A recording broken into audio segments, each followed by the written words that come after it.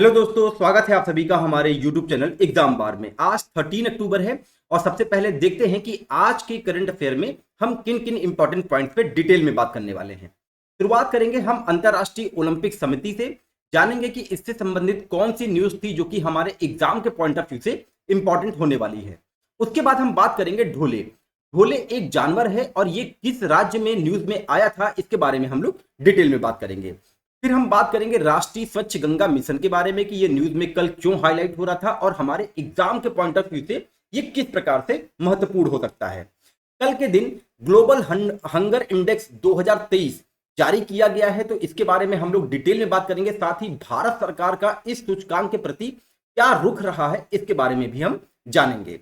रोज bank तेल क्षेत्र भी कल के न्यूज में हाईलाइट हो रहा था, तो इसके बारे में हम लोग डिटेल में बात करेंगे। और अफगानिस्तान में हाल ही में भूकंप आया है, तो इसकी हम मैपिंग करेंगे। ये नीचे के दो पॉइंट जो है वो एग्जाम में आपका ज्योग्राफी का पोर्शन कवर करेगा, जो कि एग्जाम के पॉइंट ऑफ व्यू से बहुत इंपॉर्टेंट होने वाला है।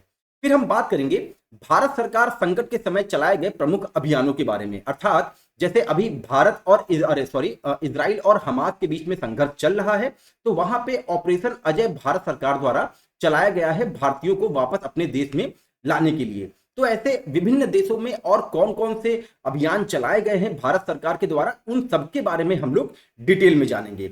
चलिए शुरुआत करते हैं आज के प्रश्न के साथ। आज का प्रश्न है, रोज बैंक तेल क्षेत्र का संबंध किस देश से है? Rosebank oil field belong to which of the following country? आपके ऑप्शन है इजराइल, अमेरिका, ब्रिटेन या फिर रूस। अब देखिए, रोज बैंक तेल क्षेत्र जो है करंट के न्यूज में चल रहा था, तो आपको ये जानना होगा कि ये क्षेत्र जो है किस देश से संबंधित है। ऐसे प्रश्न जो है एग्जाम में बनाए जा सकते हैं। तो अगर आपको इसका राइट आंसर पता हो तो आप कमेंट सेक्शन में जरूर मेंशन करें। चलिए शुरुआत करते हैं आज के करंट अफेयर के यूपी स्पेशल पॉइंट्स के साथ। तो पहला पॉइंट है, द कश्मीर फाइल्स के निर्देशक विवेक अग्निहोत्री ने लखनऊ में अपनी नवीनतम पुस्तक the book of life my dance with Buddha for success launch की है। अब चूंकि इसकी लॉन्चिंग जो है लखनऊ में हुई है, तो आप ये समझ सकते हैं कि यूपी के किसी भी एग्जाम के लिए ये पुस्तक जो है कितनी महत्वपूर्ण हो गई है। तो आपको ध्यान रखना होगा कि द बुक ऑफ लाइफ नामक पुस्तक के लेखक कौन है? विवेक अग्निहोत्री हैं। इसको आप ध्यान रखे रहिए। नेक्स्ट पॉइंट की बात करें, उत्तर प्रदेश सरकार द्वारा सभी शहरों में अंतरराष्ट्रीय मानकों की सड़कें बनाने के लिए 500 करोड़ रुपए की मंजूरी दे दी गई है। पहले चरण में राज्य के 17 नगर निगमों में 10 से 45 मीटर तक की सड़कें विकसित की जाएंगी। नेक्स्ट पॉइंट की बात करें, उत्तर प्रदेश सरकार द्वारा राज्य में एयरपोर्ट की तर्ज पर 23 बस टर्मिनल विकसित करने को मंजूरी दे दी गई है। देखिए, ये नंबर आप याद रखे रहिएगा। 23 बस टर्मिनल जो है वो एयरपोर्ट की तर्ज पर विकसित किए जाएंगे, क्योंकि होता क्या है ना कि एग्जामिनर के मन में क्या चल रहा है, वो कैसा प्रश्न बनाए, इसको हम नहीं जान सकते। तो 23 बस टर्मिनल उत्तर प्रदेश में एयरपोर्ट की तर्ज पर विकसित किए जाएंगे, इसको आप ध्यान रखे रहिएगा। नेक्स्ट पॉइंट की बात करें, महिला एवं जल संवाद श्रृंखला का 5वां और समापन कार्यक्रम 11 अक्टूबर 2023 को उत्तर प्रदेश के प्रयागराज में बोट क्लब हाउस में आयोजित किया गया। महिला और जल संवाद श्रृंखला जल क्षेत्र में महिलाओं की महत्वपूर्ण भूमिका को उजागर करने के उद्देश्य के साथ गंगा उत्सव 2022 के दौरान शुरू किया गया एक कार्यक्रम है। तो ये एग्जाम के पॉइंट ऑफ व्यू से इंपॉर्टेंट है। महिला एवं जल संवाद श्रृंखला ये कहां पे आयोजित किया गया था? 2023 में प्रयागराज में। इसको आप ध्यान रखे रहिएगा। अब आगे बात करते हैं राष्ट्रीय स्तर के वन लाइनर करंट अफेयर के बारे में। पहला पॉइंट है, केंद्र सरकार ने सेतु बंधन योजना के तहत अरुणाचल प्रदेश में 118 करोड़ 50 लाख रुपए की लागत से 7 पुल परियोजनाओं को मंजूरी दे दी गई है। अब आपको ध्यान ये देना होगा कि सेतु बंधन योजना जब न्यूज में आया है, तो इसकी शुरुआत कब से हुई है। तो अगर आपको पता है तो आप इसको भी कमेंट सेक्शन में जरूर मेंशन करें। नेक्स्ट पॉइंट की बात करें, प्रधानमंत्री नरेंद्र मोदी ने उत्तराखंड के कुमायूं क्षेत्र की एक दिवसीय यात्रा के दौरान कई विकास परियोजनाओं की आधारशिला रखी और एक सार्वजनिक बैठक को संबोधित किया। तो एग्जाम के पॉइंट ऑफ व्यू से जो आपको इंपॉर्टेंट फैक्ट निकालना है वो ये है कि कुमायूं क्षेत्र से रिलेटेड आज के दिन ही आप एग्जाम के पॉइंट ऑफ व्यू से सारे फैक्ट देख लीजिए और उसका रिवीजन कर लीजिए। आगे बात करते हैं, असम सरकार ने कैबिनेट बैठक में 3000 करोड़ रुपए की लागत से 1000 किलोमीटर लंबी हाई स्पीड इकोनॉमिक कॉरिडोर सड़क परियोजना के निर्माण को मंजूरी दे दी है। तो आपको ध्यान देना होगा कि हाई स्पीड इकोनॉमिक कॉरिडोर का संबंध किस राज्य से है, असम से है, इसको आप ध्यान रखे रहिए। देश का पहला बिना नंबर वाला क्रेडिट कार्ड लॉन्च करने के लिए फाइव एक फिनटेक कंपनी है, स्टार्टअप कंपनी है, ने भारत के सबसे बड़े निजी क्षेत्र के बैंकों में से एक एक्सिस बैंक के साथ साझेदारी की है। तो जो बिना नंबर वाला क्रेडिट कार्ड आएगा वो किसके सहयोग से आएगा, एक्सिस बैंक के सहयोग से आएगा, इसको आप ध्यान रखे रहिएगा। आगे बात करते हैं, महाराष्ट्र सरकार द्वारा एक स्वतंत्र अनुसूचित जनजाति आयोग की स्थापना को मंजूरी दे दी गई है। नेक्स्ट पॉइंट की बात करें, वित्त मंत्री निर्मला सीतारमन मोरक्को के मारेकश में विकास समिति की 108वीं बैठक में विश्व बैंक की गवर्नर के रूप में पार्टिसिपेट किया था। तो विश्व बैंक की गवर्नर के रूप में वित्त मंत्री निर्मला सीतारमन कहां पे पार्टिसिपेशन करने गई थी, मोरक्को में करने गई थी, इसको आप ध्यान रखे रहिएगा। नेक्स्ट पॉइंट की बात करें, उत्तराखंड सरकार ने घर मालिकों को मिनी बार बनाए रखने के लिए लाइसेंस जारी करने के नए प्रावधान को अगले आदेश तक रद्द कर दिया है।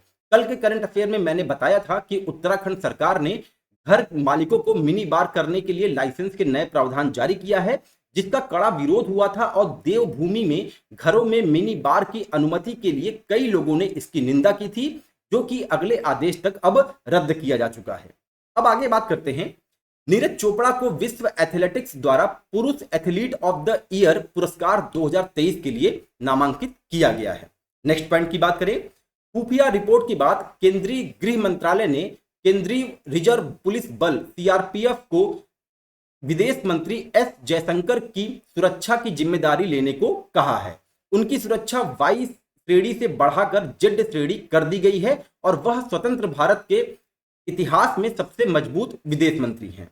अब आगे बात करते हैं हम डिटेल में, अंतर्राष्ट्रीय ओलंपिक समिति न्यूज में क्यों है। तो न्यूज ये है कि प्रधानमंत्री नरेंद्र मोदी 14 अक्टूबर 2023 को मुंबई के जियो वर्ल्ड सेंटर में आयोजित अंतर्राष्ट्रीय ओलंपिक समिति के 141वें सत्र का उद्घाटन करेंगे। आईओसी के सत्र में ओलंपिक खेलों के भविष्य से संबंधित महत्वपूर्ण निर्णय लिए जाते हैं।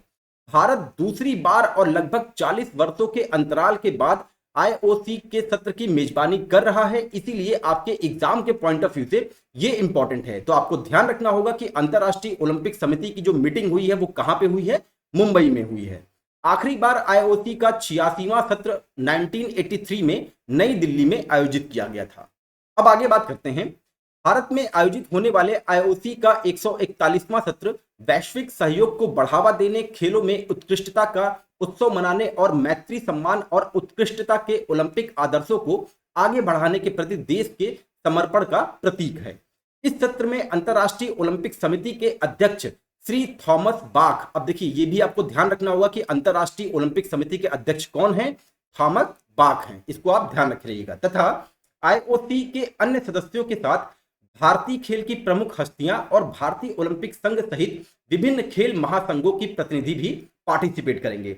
अगर आपको पता है कि आईओसी का मुख्यालय किस देश में है तो आप उसको कमेंट सेक्शन में जरूर मेंशन करें।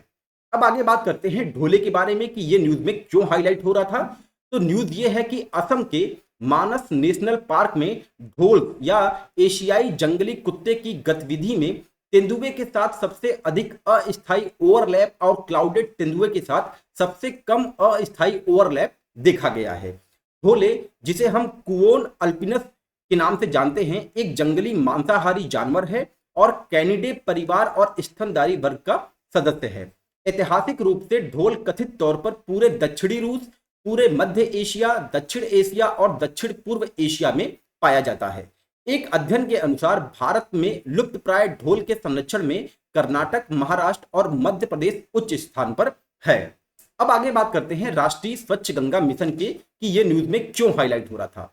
तो न्यूज ये है कि राष्ट्रीय स्वच्छ गंगा मिशन की कार्यकारी समिति की 91वीं बैठक में 285 करोड़ रुपए की 60 परियोजनाओं को स्वीकृति प्रदान की है। अब कुछ महत्वपूर्ण फैक्ट देख लेते हैं इसी न्यूज से रिलेटेड। सीवरेज प्रबंधन के लिए 3 परियोजनाओं को स्वीकृति प्रदान की गई है। इनमें 2 परियोजनाएं पश्चिम बंगाल में और 1 परियोजना उत्तराखंड में स्थित है। गंगा नदी के कायाकल्प के लिए सहायता जारी रखने के लिए समग्र इकोलॉजिकल कार्य बल के विस्तार को भी स्वीकृति दे दी गई है। नई परियोजना पूरे गंगा बेसिन में मछलियों विशेषकर हिल्सा के पालन पोषण पर केंद्रित होगी। तो आपको ध्यान देना होगा कि मछली की एक प्रजाति हिल्सा भी है।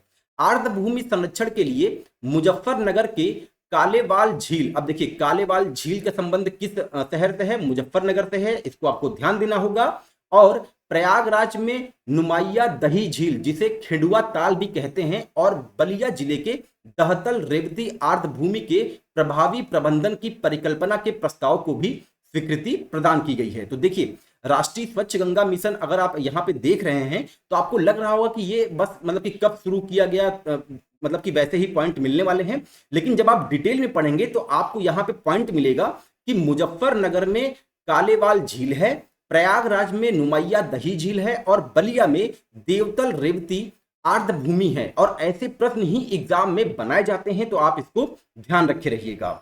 जहां पर प्रभावी प्रबंधन की परिकल्पना के प्रस्ताव को मंजूरी दे दी गई है इनकी बैठक में। उत्तराखंड के ढालवाला में गंगा वाटिका पार्क विकसित करने के एक अन्य प्रस्ताव को भी स्वीकृति प्रदान की गई है। तो ये तो रहा सारा राष्ट्रीय स्वच्छ गंगा मिशन से इंपॉर्टेंट फैक्ट। और साथ ही मैं बता दूं कि राष्ट्रीय स्वच्छ गंगा मिशन जो है वो 12 अगस्त 2011 को जो है लॉन्च किया गया था। अगर आपको पता है कि नमामि गंगे, अब देखिए गंगा मिशन से बात आ रही है तो नमामि गंगे की शुरुआत किस वर्ष से हुई, तो आप उसको जो है एक प्रकार से रिवीजन जरूर कर लीजिएगा। साथ ही गंगा से रिलेटेड जितने भी मिशन हैं, जितने भी योजनाएं हैं, जैसे आपको ध्यान होगा कि गंगा एक्शन प्लान भी शुरू किया गया था, तो ये किस वर्ष शुरू किया गया था इसको भी आपको ध्यान रखना होगा। साथ ही राष्ट्रीय नदी गंगा बेसिन प्राधिकरण, ये एक प्राधिकरण है जो कि गंगा के लिए बनाया गया है, तो ये कब शुरू किया गया था या तो इसका गठन कब हुआ था, इसको भी आपको देखना चाहिए। और इसी को तो हम रिवीजन कहते हैं कि एक टॉपिक से आप कितने एंगल में रिवीजन कर सकते हैं। अब आगे बात करते हैं ग्लोबल हंगर इंडेक्स 2023 के बारे में, जो कि कल लॉन्च हुआ था। तो न्यूज ये है कि ग्लोबल हंगर इंडेक्स 2023 में भारत 125 देशों में से 111वें स्थान पर था, जिसे सरकार ने गलत और दुर्भावनापूर्ण बताते हुए खारिज कर दिया है। सूचकांक में यह भी कहा गया कि भारत में बच्चों की कमजोरी की दर दुनिया में सबसे अधिक 18.7% है, जो तीव्र कुपोषण को दर्शाती है। वर्ष 2023 संस्करण के अनुसार 28.7 अंक के साथ भारत में भूख का स्तर गंभीर है। सूचकांक में कहा गया कि भारत में बच्चों के कमजोर होने की दर दुनिया में सबसे ज्यादा है, जो कि 18.7% है, जो तीव्र कुपोषण को दर्शाता है। सूचकांक के अनुसार भारत में अल्प पोषण की दर 16.6% और 5 वर्ष से कम उम्र के बच्चों की मृत्यु दर 3.1% है। रिपोर्ट में यह भी कहा गया कि 15 से 24 वर्ष की आयु की महिलाओं में एनीमिया की व्यापकता 58.1% है। अब आगे बात करते हैं। वर्ष 2022 के संस्करण में भारत 121 देशों में 107वें स्थान पर था। तो कभी कभी क्या होता है ना कि पिछले वर्ष का भी डेटा पूछ लेता है, तो आपको ध्यान देना होगा कि वर्ष 2022 में 107वें स्थान पे भारत था और वर्ष 2023 में 111वें स्थान पे है। नेक्स्ट पॉइंट की बात करें, महिला एवं बाल विकास मंत्रालय ने कहा कि सूचकांक गंभीर कार्य प्रणाली संबंधी मुद्दों से ग्रस्त है और दुर्भावनापूर्ण इरादे को दर्शाता है। सूचकांक की गणना के लिए उपयोग किए जाने वाले 4 संकेतकों, ये 4 संकेत कौन कौन से हैं? अल्पपोषण, बच्चों का बौनापन, चाइल्ड वेस्टिंग और बाल मृत्यु दर। 4 संकेतों में से 3 बच्चों के स्वास्थ्य से संबंधित है और पूरी आबादी का प्रतिनिधित्व नहीं कर सकते हैं। चौथा और सबसे महत्वपूर्ण संकेतक अल्पपोषित जनसंख्या का अनुपात 3000 के बहुत छोटे नमूना आकार पर किए गए एक जनमत सर्वेक्षण पर आधारित है। इसलिए भारत सरकार ने इस सूचकांक का विरोध किया था और ये अब आपके एग्जाम के लिए बहुत इंपॉर्टेंट है। तो जीएचआई की गणना कैसे की जाती है? 4 स्तर पे की जाती है। अल्पपोषण, बच्चों का बौनापन, चाइल्ड वेस्टिंग और बाल मृत्यु दर, इसको भी आप ध्यान रखे रहिएगा।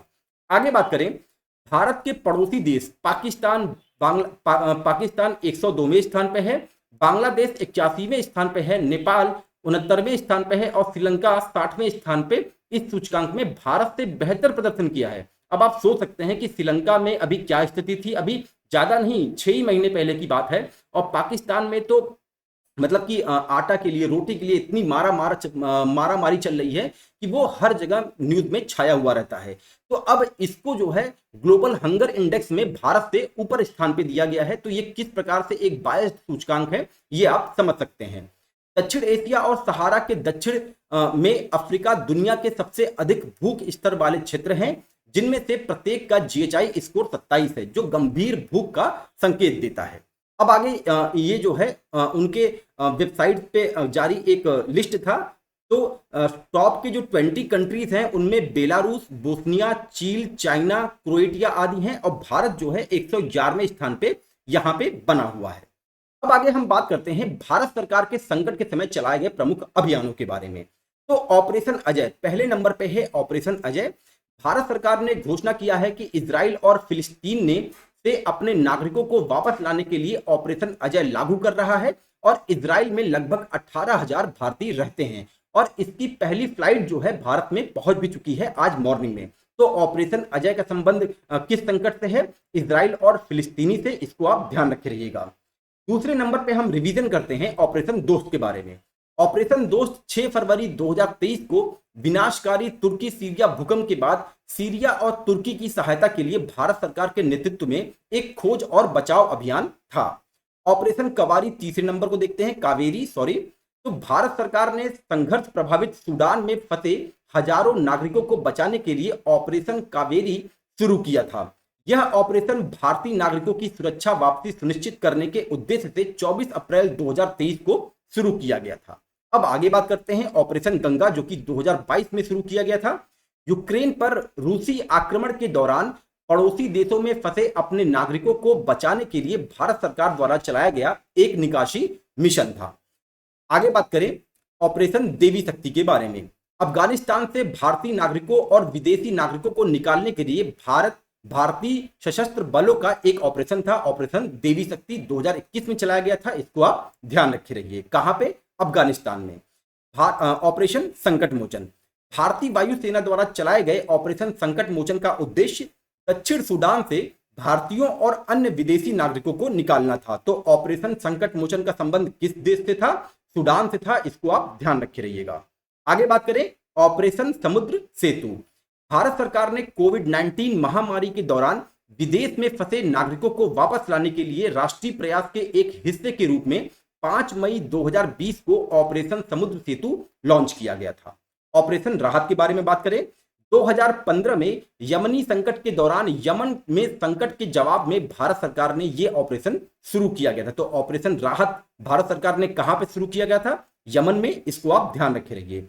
ऑपरेशन मैत्री, अप्रैल 2015 में नेपाल में आए विनाशकारी भूकंप के बाद नेपाल में बचाव और राहत अभियान के रूप में भारत सरकार और सशस्त्र बलों द्वारा शुरू किया गया था यह ऑपरेशन मैत्री। तो ऑपरेशन मैत्री भारत सरकार ने कहां पे शुरू किया गया था? नेपाल में।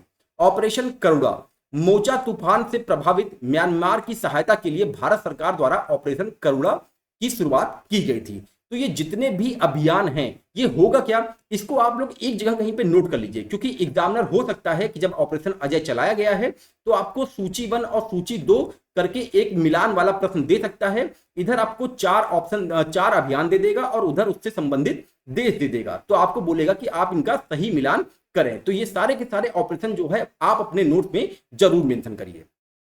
अब आगे बात करते हैं रोज बैंक तेल क्षेत्र के बारे में। तो न्यूज ये है कि ब्रिटिश सरकार ने 27 सितंबर को देश की सबसे बड़ी नई तेल और गैस परियोजनाओं में से एक नॉर्थ सी रोज बैंक फील्ड को मंजूरी दे दी है। ऋषि सुनक सरकार का दावा है कि यह परियोजना आवश्यक थी और देश की ऊर्जा मांगों को सुरक्षित करने के लिए जरूरी भी है। तो आज का जो प्रश्न है, रोज बैंक तेल क्षेत्र का संबंध किस देश से है? ब्रिटेन से है। इसको आप ध्यान रखे रहिएगा। शेटलैंड द्वीप समूह से 130 किलोमीटर उत्तर पश्चिम में स्थित रोज बैंक तेल क्षेत्र की खोज पहली बार वर्ष 2004 में शेवरॉन द्वारा की गई थी।